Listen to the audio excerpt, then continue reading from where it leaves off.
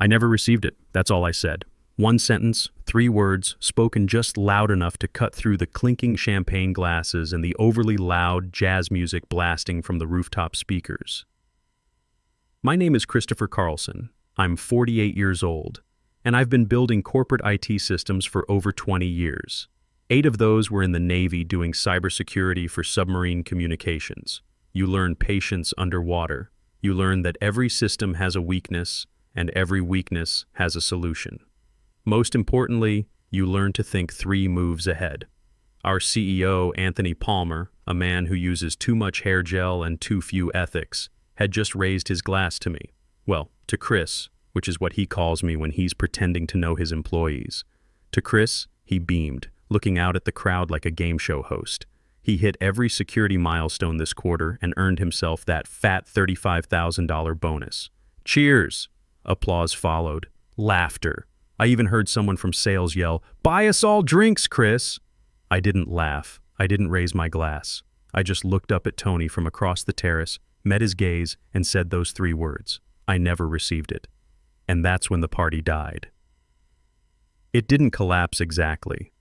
It bled out slowly in silence. The CFO, Kenneth Bradley, who always smells like old money and antacid, twitched hard enough to almost spill his drink. The HR director, Patricia Williams, started coughing into her napkin like she'd suddenly forgotten how to swallow shrimp cocktail. Tony, to his credit, didn't flinch. He just chuckled that fake laugh he uses when investors ask about overdue reports. Always modest. Well, it's in the system, Chris. Payroll must have processed it already. I blinked once. I checked this morning. Nothing deposited. Pat made a noise halfway between a laugh and a sneeze. "I'll have finance look into it first thing Monday," Tony said, his voice a little too bright. "But hey, enjoy tonight. You deserve to celebrate." "I'm sure I do," I said. "Just want to know what I'm celebrating." And with that, I set my glass down, still full, and walked off the rooftop. Left Tony standing there like a balloon with the air leaking out. Listen, I didn't cry in the elevator. I didn't scream into my steering wheel or fire off an angry email. In the Navy, they teach you emotional discipline. Panic kills missions. Anger clouds judgment. So I just drove home to my empty house, my daughter Emma's at college now, made myself a grilled cheese and opened my laptop. Emma had called earlier that week, stressed about her sophomore year tuition payment. "Dad, the bursar's office is asking about the balance. I thought we were covered." "We are, sweetheart," I'd told her. "Just waiting on my quarterly bonus to clear. Should be any day now." That $35,000 wasn't just my bonus. It was Emma's spring semester. It was the promise I'd made to her mother before the divorce that our daughter would graduate debt-free. It was 20 years of nights and weekends building systems that kept this company profitable. So when I opened that laptop, I wasn't just angry. I was calculating. I started pulling files. Because here's the thing. I wasn't confused. I wasn't even shocked. I was prepared. 3 months ago, I'd asked for a copy of my original employment contract for tax purposes, I said. Legal sent it over without a second thought. I saved it in a folder titled, "In Case They Get Stupid." That folder had 27 other documents in it. Vendor invoices I'd flagged. Internal memos I wasn't supposed to see. A PDF from 2 years ago titled Bonus Allocations, Executive Discretion. A spreadsheet showing budget reallocations that just happened to divert $35,000 from my department to miscellaneous development, approved by Tony himself. And my personal favorite, a screenshot of a Slack message where Ken asked if it was okay to defer Chris's Q4 bonus to cover Vail expenses. Vail, the executive ski retreat, the one I wasn't invited to. The one with the $22,000 hotel invoice, spa receipts labeled client engagement, and 4 dinners for 2 charged under mentorship sessions. I could have laughed if I weren't so utterly done. See, I didn't get where I am by being loud. I'm not the one who bangs on tables or leads motivational chants. I'm the one who fixes things quietly, efficiently, without drama. In submarine warfare, the loudest boat is the dead boat. And when people like Tony forget that quiet doesn't mean powerless, well, that's when things start to break. I sent 1 email before I went to bed. Just 1. No attachments, no explanations, just the subject line. Clause 7.4, Notice of Invocation. To be clear, I wrote that clause myself 3 years ago. Slipped it into my contract after watching too many old boys get handshakes and handouts for projects I delivered. HR never read it. Legal skimmed it. Tony signed it during a budget crisis while scarfing pad thai on a Zoom call. Clause 7.4. Failure to disperse performance bonus within 7 calendar days of confirmed milestone completion entitles the employee to initiate proprietary protection protocols without further notice. They'd forgotten about it. I hadn't. The Navy taught me something else. Always have an exit strategy. Always know where the life rafts are. Always have backup plans for your backup plans. They were about to learn why submarine crews don't mess with the sonar operator. Monday morning smelled like panic and burnt coffee, not that anyone would admit it. On the surface, the office was its usual beige purgatory. People walked briskly. Phones rang with exaggerated urgency. Keyboards clicked with the desperate rhythm of workers pretending everything was normal. But beneath the fluorescent hum, something had shifted. I could feel it like a change in water pressure when you're 200 feet down. The submarine taught me to read atmospheric tension. Right now, the pressure was building. By 9:12 a.m., Pat from HR had already stopped by my desk twice under the guise of just checking in. She looked like she hadn't slept, dark circles under her eyes, coffee cup trembling slightly in her hands. "Hey, Chris," she said, too cheerful. "So weird about the bonus thing Friday night. Probably just payroll being slow, right? You know how Ken's team is with the systems." I didn't even bother looking up from my screen. I was reviewing network logs, same as any other Monday. Sure. Probably. I mean, these things happen. Technology glitches. I'm sure it'll sort itself out. Still didn't look up. I'm sure it will. She hovered for another 30 seconds, clearly wanting me to say more. When I didn't, she drifted away like smoke. At 9:47 a.m., I noticed something interesting. 3 different junior developers had tried to access the vendor payment automation system I'd built. All 3 got error messages, authentication failures. The overnight protocols were working perfectly. Kevin from Accounts Payable walked by my cube at 10:01 a.m. He stopped, pretended to check his phone, then casually said, "Hey Chris, you didn't change any system passwords recently, did you? Some of the automated processes seem to be acting up." "Nope," I said. "Haven't changed anything," which was technically true. I hadn't changed anything. I just activated the dormant security protocols I'd embedded 3 years ago. At 10:03 a.m., I got the email I'd been waiting for.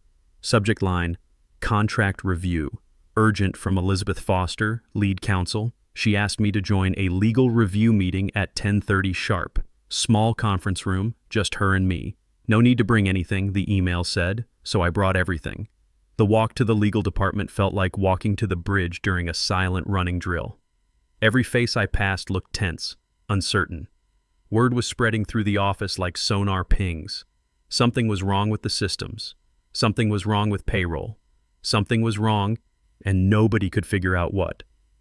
The room smelled like lemon cleaner and fear. Liz was already seated when I arrived, fingers pressed together like she was trying to physically hold her thoughts in place. She didn't offer me coffee. She didn't smile. Her usually perfect blonde hair looked like she'd been running her fingers through it. She held a printed copy of my contract in her lap, pages slightly creased, one pink post-it marking page 7. I sat, set my leather folder on the table, and waited. In submarine ops, silence is a weapon. Let the other person fill the vacuum. They'll tell you everything you need to know. "Chris," she cleared her throat, "have you ever exercised Clause 7.4 before?" "No," I said, "but the clause is valid. Signed, countersigned, time-stamped. You'll find the backup in the contract repository. Document hash Charlie 746B. She blinked. I continued. "It was added as a condition of continued employment during the 2020 Q3 restructuring. I wrote it myself, ran it past outside counsel, and sent it to legal for incorporation." Tony approved it over lunch on October 12th, said it sounded cool and assertive. Liz looked down again, flipping to the marked page. She read the clause aloud slowly, like each word was a depth charge she was trying to diffuse. Clause 7.4, failure to disperse performance bonus within 7 calendar days of confirmed milestone completion entitles the employee to initiate proprietary protection protocols without further notice. Her voice thinned as she got to the end. She looked up at me, pale. You're saying you invoked this yesterday? I am. And those protocols? She hesitated. They're not just symbolic, are they? They're layered, I said calmly. Encryption, access restrictions, decoupling of process integrations, auto-expiry triggers. Nothing irreversible yet. Her pen slipped slightly from her fingers. The documentation? I nodded toward my folder. Protected under individual authorship until the bonus is legally fulfilled. Page 10 of the clause addendum. You'll find it notarized. She stared at me for a long moment, no longer trying to hide the tremble in her jaw. In the Navy, we called this "oh shit" recognition. The moment someone realizes they're in deeper water than they thought. Tony said he mentioned the bonus at the party to be gracious. He assumed it had been paid. It hadn't. Have you spoken to finance? I spoke to my bank. I spoke to payroll. I reviewed every deposit since October. I even pulled the ACH batch logs for the period. My bonus isn't there. She stood and walked over to the conference phone, dialed an internal line. Get Tony in here now. We sat in silence for 3 minutes. I could hear the clock tick, the HVAC hum, Liz's breathing pickup speed like a runner about to collapse. Through the glass conference room door, I watched the office buzz with nervous energy. People clustering by the coffee machine, whispering. Someone from IT walking purposefully toward the server room. Kevin from accounts payable on his phone gesturing frantically. The systems they relied on were choking, not crashing, that would be obvious. Just struggling, like a submarine running on minimum power. Every process taking twice as long. Every automation requiring manual intervention. Tony burst in like he was crashing a game show. "What's the emergency?" he said, out of breath and still carrying a protein shake. His tie was slightly askew, and I noticed a small coffee stain on his shirt cuff. Liz stood and handed him the contract. "No pleasantries, no preamble. You signed this. You activated this." He flipped pages with that same performative gusto he uses at shareholder meetings. Then he stopped. "Read the clause." Blinked. "Wait, this is real?" "Very," I said. "I thought it was like a flex, a negotiation line." "It's a clause," I said, "and it's been triggered." The room suddenly felt smaller. Tony looked like a man who'd just realized he was locked in a flooding compartment, and the water was rising fast. Tony looked up, jaw clenched. "So what? You're locking down our systems. Over a bonus?" Liz cut him off before I could. "No, he's legally authorized to initiate protective actions on proprietary frameworks he authored. That includes quite a lot, Tony. Including operations protocols," I added quietly. His face drained. "You're telling me," he said slowly, "he could lose access to the systems he built?" "No," I replied. "You've already lost them." Access was time-limited. The protocols kicked in at midnight. Tony looked like someone had pulled the floor out from under him. Liz just stared down at the table like it might offer her a way out. "I'll fix it," Tony muttered. "I'll call payroll. We'll push it through right now." "That would constitute retroactive coercion," I said evenly. Clause 7.4 defines any bonus payment post-invocation as bribery to reverse a protective protocol. That language is very specific. He turned to Liz. "This can't hold up." She didn't answer because she knew it would. Tony spent the rest of that meeting doing what overconfident men do best, bluffing with the desperation of someone realizing the chips weren't in his stack. First came denial dressed up as concern. Then came delay wrapped in false charm and administrative jargon. I've seen it before. Hell, I'd lived it for the better part of a decade at that company, but this time, I wasn't the quiet fixer behind the curtain. I was the one holding the sonar, and Tony had just pinged active in hostile waters. "It's got to be a payroll glitch," he said, pacing now as if motion might summon credibility. "I'll get Ken on it. He's probably already flagged it." "Would you like me to forward the screenshots?" I asked calmly. No bite, just offering facts like a waitress offering coffee refills. Tony blinked. "Screenshots?" I opened my folder and slid a single printed sheet across the table. Transaction history from my bank, highlighted and annotated. Underneath it, stapled neatly, was an internal log from our own accounting software. Payment batch IDs, disbursement dates, amounts, and approval chains. "Checked and verified," I said. "All bonuses for Q4 performance were issued as of the 15th per schedule.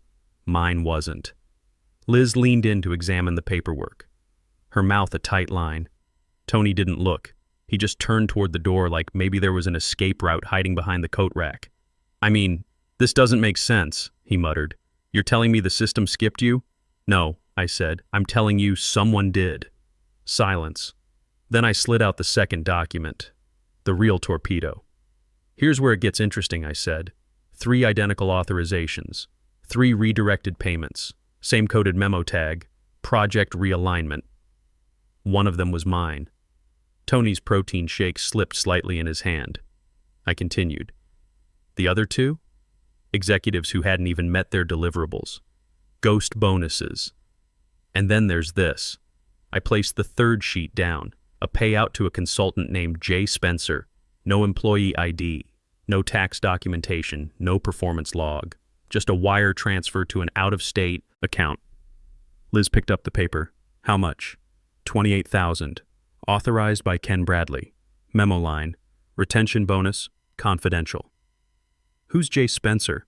That's the beautiful part, I said. I checked our contractor directory. No Spencer. I checked payroll. Nothing. Then I checked our new hire and separation logs. I let that hang in the air for a moment. Sometimes the pause before the depth charge explodes is more terrifying than the explosion itself. They used a template for onboarding ghost employees, one we use for building dummy access credentials for product testing. Someone copy-pasted that template and created an entire personnel record, enough to justify contractor disbursement. Tony had gone completely still. Even his breathing seemed controlled, like he was trying not to make any sudden movements. The signature on the authorization, I continued, was Ken Bradley, but the request originated from an executive assistant account. Care to guess whose? Liz looked up sharply. Whose? Tony's. The room went dead quiet. Through the glass door, I could see the office in full damage control mode. Kevin from accounting was practically running between cubicles. Someone from IT was on the phone, gesturing frantically. The morning coffee crowd had turned into nervous clusters of whispered conversations. Tony finally found his voice. "You're saying I authorized a fake employee? I'm saying someone using your administrative access did, along with budget reallocations that just happened to divert my bonus to cover Vail expenses." I slid out the final document, including spa receipts labeled client engagement and 4 dinners for 2 charged under mentorship sessions. The Slack screenshot hit the table like a war crimes tribunal exhibit. Ken's message to Tony. "Can we defer Chris's Q4 bonus to cover Vail? Her bonus covers the last villa. I'll handle spin if she asks." Tony's response, a thumbs up emoji. Timestamp. 2 days after I'd hit my final Q4 milestone. 2 days after I'd earned what they stole. Liz read it twice, then looked at Tony like he'd just confessed to killing her dog. "My God," she whispered, "what have you done?" But I wasn't done yet. In submarine warfare, you don't fire just one torpedo, you fire a spread. Multiple warheads, multiple angles, multiple points of impact. "I've been building an audit trail for 3 years, I said. Not because I was paranoid, but because I was experienced. Every vendor payment, every bonus authorization, every budget reallocation. All of it logged, time-stamped, and stored on an air-gapped drive. Tony finally looked directly at me. "What do you want?" "I don't want anything from you," I said. "I've already sent a preliminary report to the board's internal audit committee." Anonymous, of course. Just enough breadcrumbs to force someone's hand. Liz's phone started buzzing, then buzzing again and again. She glanced at the screen and went pale. "It's William Henderson, board member." "You might want to take that," I said, standing up. "Tell him I'll be available for questions." As I walked toward the door, Tony called after me. "Chris, we can work this out. We can make this right." I turned back one last time. "You had your chance to make it right. You chose Vail instead." And then I left them there. Tony drowning in his own incompetence, Liz frantically answering her phone, and somewhere in the distance the sound of a company's leadership about to implode. The hunt was on, and I'd already painted the target. Friday came like Judgment Day. By then, the office felt like a submarine taking on water. Emergency meetings behind closed doors, hushed phone calls, people avoiding eye contact in the hallways. Even the coffee machine seemed to be whispering. I got the call Thursday evening. William Henderson, external board member. A voice I hadn't heard in 3 years but still respected. "Christopher," he said. "No pleasantries, we need to talk." "I'm listening. Tomorrow." Boardroom.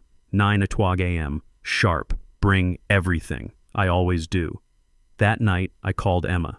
She was studying for midterms, stressed about her course load, worried about money. Again. Dad, I hate asking, but the bursar's office called again about spring semester. They need confirmation on the payment plan. Don't worry about it, sweetheart. It's handled. You keep saying that, but trust me, Em, your tuition's covered. Focus on your exams. After I hung up, I looked at the folder on my kitchen table. 27 documents, 3 years of evidence, 8 months of planning for this exact moment. In the Navy, we had a saying, slow is smooth, smooth is fast. No rushed movements, no wasted energy. Just methodical execution of a carefully planned operation. The boardroom at 9 a.m. was a mausoleum dressed in mahogany, 12 chairs filled, 2 empty. One reserved for Tony's credibility, which had died somewhere around Wednesday. The other for Ken Bradley, who'd called in sick, probably from his lawyer's office. I sat at the far end, not at the table, but close enough to see the whites of their eyes. I didn't dress for war, I dressed for court. Black suit, white shirt, navy tie, documents in one hand, the calm weight of months of preparation in the other. Next to me sat Daniel Brooks, external compliance auditor, quiet as a whisper, sharp as a sonar ping. He was here to observe and, if needed, verify. Liz stood at the head of the table, flanked by 2 of her senior associates in the kind of leather-bound binder that only shows up when things have gone nuclear. She looked like she'd aged 5 years in 5 days. Tony wasn't here. Smart move. Ken looked like he'd been found floating face down in a swimming pool of his own bad decisions. William Henderson called the meeting to order. Clause 7.4 was drafted into Mr. Carlson's employment contract in 2020, authorized by CEO Palmer, and legally binding per corporate policy at the time. Liz opened the binder and read it aloud. Then she looked up. The breach is confirmed. The protocols have executed. Mr. Brooks? Daniel nodded once. Those protocols are lawful, trackable, and technically sound. What does that mean in practice? Asked one board member, adjusting his glasses like maybe that would help him see a solution. It means your operation's backbone is watermarked, I said calmly. Every process I authored, scheduling systems, vendor automations, cross-department syncs, is traceable and currently locked under my licensing control. A murmur moved through the room like sonar pings bouncing off a hull breach. Watermarked as in digitally? Yes. I've embedded unique syntax markers in the logic strings of every proprietary model I built. If duplicated or migrated, they trip a compliance flag and invalidate the process integrity. It's in the logs, documented, time-stamped. And no one noticed? Another board member asked. No one looked, I said. And as long as I was paid, it didn't matter. A longer silence followed, the kind that hangs in the air like smoke after an explosion. Then Liz closed the binder. In light of the confirmed breach and the documented evidence of fund misappropriation, legal formally recommends the immediate termination of CEO Anthony Palmer and CFO Kenneth Bradley. She slid a summary across the table. Their direct involvement in the reallocation of Mr. Carlson's bonus, the creation of fraudulent contractor payments, and the use of company funds for personal expenses has been substantiated via internal records and corroborated by external audit. Nobody objected. Ken hadn't even shown up to defend himself. Tony's lawyer had submitted a resignation letter that morning. What's our exposure? A board member asked. Liz turned to me. I met her gaze, then addressed the table.